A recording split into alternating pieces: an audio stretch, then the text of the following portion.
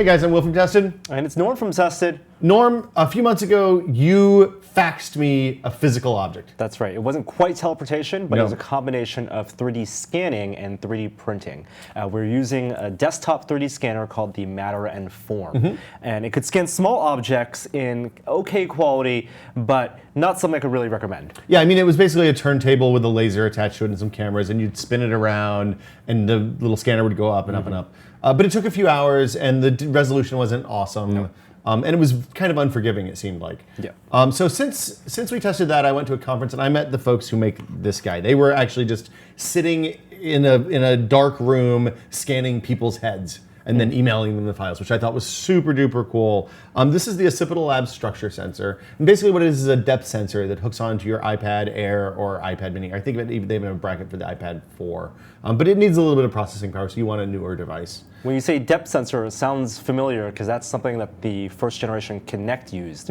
It's very similar to the first generation Kinect. There's a blaster on here that sends out millions of infrared dots, and then there's an infrared camera that picks up those dots, and from the pulsing of the light, it can tell how far each dot is from the sensor. So it can build a depth map of where you're standing, and then once you have that depth map, you can, because it's on an iPad, you can move the iPad around and capture the depth from all sides. It's able to stitch it together into a point cloud and then eventually a model that you can do all sorts of stuff with. Wow. And the advantage is that it's portable. It's portable. It uses a lot of the sensors that are built into the iPad. So it actually, you'll notice, uses the camera sensor, the camera for the iPad. It also uses the accelerometer and gyroscope and compass so that it knows not only where the position of the object is in relation to the camera, but how the camera has moved since its initial positioning. So I was stunned when I got this. It's an expensive device. It's definitely not for kind of home use right now and noodling around with. But the speed at which it captures that data, because it's using depth sensing and the software that will calculate, it's almost immediate what it's able to represent. It's much faster to do the capture, and then typically you do some post-processing afterwards, just like you did with the Matter and Form, to turn a point cloud into a mesh that you can then use in normal 3D modeling programs. I demoed this for Jamie. We scanned Jamie's head at the live show a few weeks ago, and he was stunned because I walked around him 2 or 3 times, showed him the results. He was like, that would have taken.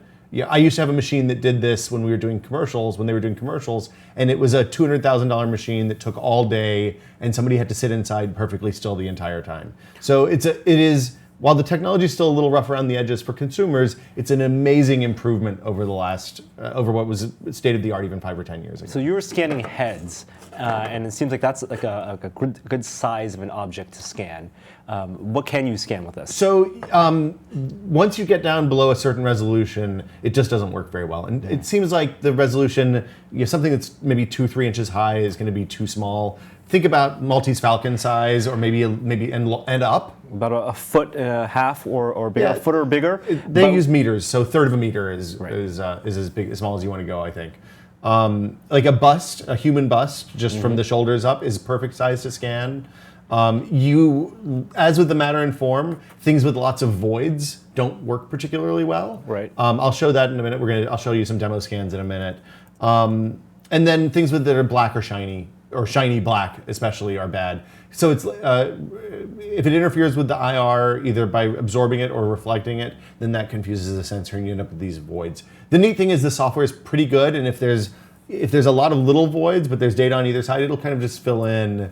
And assuming that those voids are supposed to be smooth, it works great. If those voids are supposed to be holes and full of detail, they're not going to work well. So something like this, we put this on a Lazy Susan. It's a pedestal. So you don't technically have to walk around it. We can actually just spin that. No, that doesn't work. It does not. So the scanner uses the motion of the gyroscope, and if the gyroscope isn't moving, it doesn't think it's seeing anything new. So you end up with like a blurred nightmare visage. Like complete opposite. Transporter accident. Right. Think transporter accident. Right. So like the Autodesk has 123D catch, and that lets you do photogrammetry. It's like that. It uses that information, the movement information of whatever of the phone, or camera, or tablet, whatever.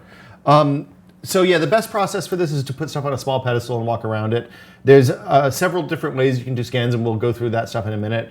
I can just show you a basic scan right now if you want. Yeah, let's do a basic scan. Okay, so this is using the scanner app, which is provided by Structure.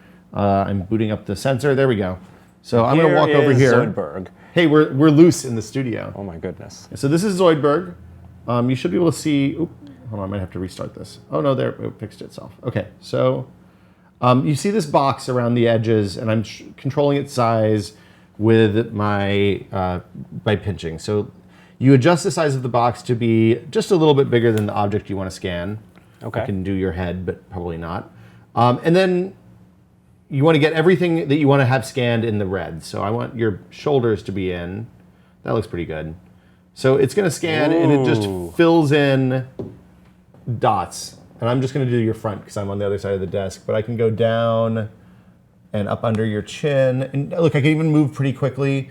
The results of the scan are entirely dependent on the operator. Oh, don't move, Norm. I shouldn't be moving. No, don't move. Thank you for trying to help. It lost your tracking a little bit, but it picked you back up here. And this is just running on an iPad app. There's some more advanced ways to do this. You can see some crazy augmented reality stuff right now. There's some crazy augmented reality stuff. You'll notice your glasses didn't pop in. Nope. Black and shiny. So it's a double whammy. I'm going to save that, and then I can email it to myself. You can see a color version. It uses all the sensors on the iPad, so you can see. Hey, that's me. It's not bad. Wow. Let's try it again without the glasses. Okay. Let's see, and I will actually stay still this time. Stay still. Tilt your head up just a little bit, because that seems to help. Here we go. Okay, so starting here. And what you're seeing, the white is basically just the app saying, hey, I have enough data here. You can go on to other stuff. Where I can see your skin tone through, like inside your ears. I've got to get a little more data behind your ears. And then down under your chin, any crevasses. Heads work really well for this because they're not, there aren't a ton of holes. This is how Tron worked, I believe. Yeah, basically you're going to be inside my iPad after this. Also, I have your soul. There's a little bit of a weird thing happening with your nose here. There it goes, picked in. And then you just kind of go up and around, get all the way over. Get hair. A crazy texture of hair. It does a pretty good job smoothing out everything but women's hair. Like if you have curly hair, I scanned my wife when she had a ponytail and that worked pretty well. You look like you have video game hair basically after this. So then, I mean, I'm going really fast here. If there are holes, we'll just fill in? It depends on how bad the hole is. So, like, it's not going to know what to do with the back of your head. I don't think I can walk around there, so. But look, that's pretty good. You look like a nightmare thing. And then, of course, you see the backside, and it's more, it's basically just a void. Can you scan yourself? Have you tried scanning yourself? It's real hard to scan yourself because it's hard to aim and see what you're doing. And of course, we have the color view here too, so we can see what you look like. Oh, look at those dead eyes. But it does a pretty good job. Like if you look, you can see detail on the nose. Like it's immediately recognizable as you, but like ear detail is a little thin, and you can see a mesh, and so it generates a ton of polys. And this is all happening on the iPad. So this is basically pretty powerful. Entry level. Yeah, it's amazing for what it is, but it's just kind of starting out. So that's what scanning your head looks like. Yep. Now the next thing we're going to show you is Skinect. So this is an Occipital Labs desktop piece of software. It runs on your Mac or PC. And basically what it does is uses the iPad and the structure sensor just as a sensor, as input. And it does all the heavy lifting on the computer. And also gives you a lot more control over like small variables and stuff like that. So you have it loaded up on your Mac right now. It's running on the Mac.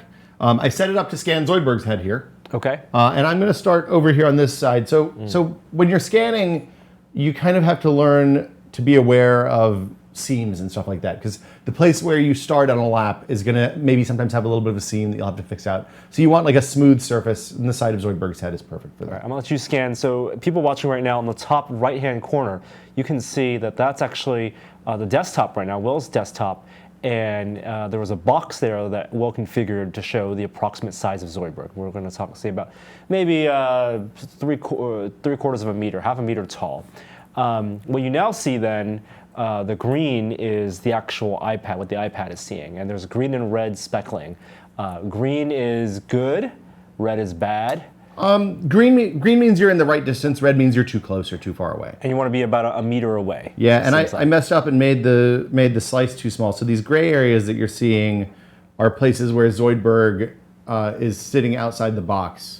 So his tentacles aren't going to be scanned, I don't think, nor is the right side of his head. I might have made the box a little small.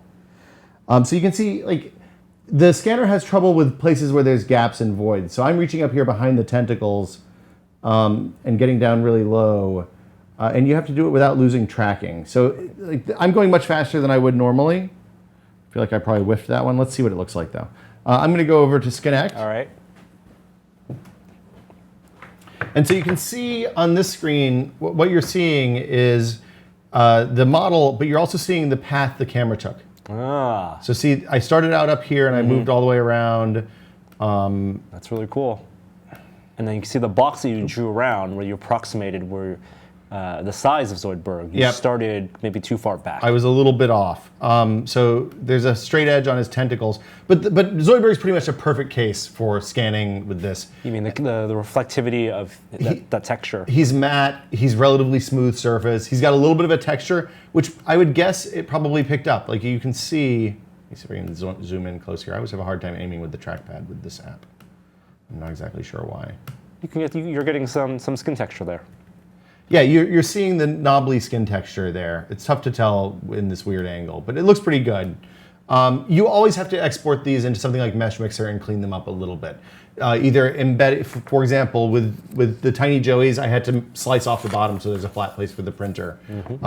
When you're doing a bust, you have to usually put them on a square block just so that they're manifold and watertight. When you reconstruct, basically goes in and fills in the gaps. So it'll look at this big hole in the back where I didn't scan and say, okay. Fill that in. Yep, and it'll do that. Close it up. And it's gonna run for a few minutes. It takes a while. It's a fairly math-intensive process. I found that I got the best results using Skinect on stuff that was fairly large. People, like somebody sitting in a chair is good. Anything on a pedestal, like if I can take the Falcon up there, scan hit, even though it's black, I think it'll probably do okay. Just because it's a fairly matte black. This is a resin cast. This isn't actually the bronze one, so it weighs like 3 pounds instead of 25. So the other thing that's a little bit weird is that because it uses the iPad's camera in addition to the sensor on the camera, there's a little bit of a weird offset. So we're in the Structure app, which lets you see the depth cam and the viewer, and you see that shadow on my hand, like the shadow. That's because the camera and the IR sensor are offset by about an inch. Well, it's kind of an inch diagonally. They're not on the same plane, and they're also separated by some space. So you're seeing that shadow is because it's not picking it. This doesn't line up right. You can calibrate, work around that a little bit. It's not a problem at all in practice, but it's a little weird and takes a little bit of getting used to. Ooh, infrared. And then you can also scan environments. Yeah, so you can do room. So there's, in addition to the Skinect plus iPad app, there's also a bunch of just standalone iPad apps. We showed you Scanner a minute ago. Viewer basically just lets you see what the app sees. Okay. So the top view here is the normal iPad camera. It uses the normal iPad camera. Yep, I can block just that, for example. Exactly. There it goes. There's your thumb. The left one is like a heat map, and then the right one is, hold on, I might have messed that up. One is a depth map and one is a heat map. I can't remember which one's which. Looks like the red one, green one is the heat map. Camera view, depth map, and surface normal. So I don't know what surface normal is. Got it. This is the one on the left and the bottom is the depth map, and the surface normal is the right one. But I don't know what they do. And you can see it's picking up the Falcon pretty well here, so you can turn it. Anywhere that it's black means that there's no information. Anywhere that it's colored means it's doing okay. So that's just viewer. That's just for kind of it's like their sample SDK app. So if you want to build your own apps for this, you can see how it works. This next one is called Room Capture, and it's kind of neat. I'm going to stand up again, and I'm just going to walk around a bit. So what this does is lets you capture the room that you're standing in. Now it's going to have a nightmare with this room because there's a lot of bright lights. There's a ton of shiny stuff, so it's not going to work right. And it only works. What about surfaces? Table surfaces? Oh no, it's being digitized. Oh my God, Norm! The grid. Do it. Do the thing from the movie. But yeah, so you can see it kind of doesn't know what to do exactly with the shiny stuff sometimes. Places where the lights are, it doesn't know what to do with. It works best for empty rooms. So what do you do with this? Like, what does this export? So this will export just an OBJ or MDL file that you can put into AutoCAD or something like that. Oh my God. And I think well, so yeah, here we go. I didn't do the backside of the room. You were moving also, which made it confused. So this is just the part of the mesh that it captured. You have to stay in one place when you do this. You can't walk around. But if you're in an empty room, you can get a pretty good approximation of what the room looks like. And then if you're, say, an interior designer or an architect, you can go from there, import that into AutoCAD, change it as you see fit. Very cool. That's pretty neat, I thought. There's a game. This is an augmented reality game. It's called Fetch. It's kind of a proof of concept more than something you actually play. But the idea is that you scan physical objects inside a game space, and then I'm going to keep walking around my coffee mug here. Get all the sides. Okay, and then I'm going to play a game with this little dude on a skateboard, and he's going to hit a ball. But look, he can't go through the coffee mug because it's a physical object. Augmented reality. They also had a bunch of demos where you'd like scan a corner of your room, and you could show different ways to place furniture in it and stuff like that. Got it. So like that stuff was happening live on the iPad and was kind of amazing. Like they had, I think, Design Within Reach or it was a bunch of Herman Miller stuff because Herman Miller posts OBJ and MDL files for all of their products. So you can scan your room and then virtually through the iPad see what a chair would look like or a table would Exactly look like. In that spot. Like the dog will walk under it and everything. It was kind of amazing. Wow. I don't think that app's out yet. I think that was just a tech demo that they showed me when I went over and talked to those guys a few weeks ago. The last thing is it sees 3D. So this is very similar to Skinect, except for instead of using your local PC to do the scan, to do the heavy math, it actually just sends it up to the cloud, and the math happens on the internet. And it's free. It's a third-party app. Yep, we would like to use the camera.